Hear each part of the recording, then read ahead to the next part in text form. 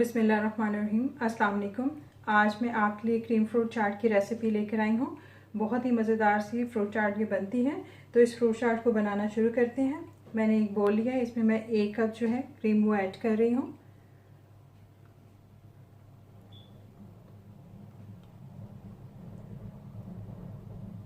अब इसमें 1 खाने का चम्मच चीनी वो ऐड कर रही हूँ। शुगर क्रीम में अच्छे से मिक्स हो गई है। अब मैं इसमें फ्रूट्स को ऐड करूँगी। बनाना, पाइनएप्पल, अंगूर, सेब, आड़ू,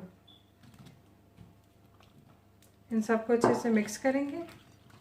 फ्रूट की चॉइस टोटली आपके ऊपर है। आपको जो फ्रूट अच्छा लगता है वो आप ऐड कर लें।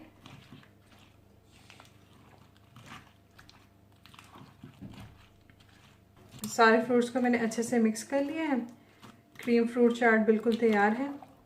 बहुत ही आसान और बहुत ही हेल्दी ये फ्रूट चाट है।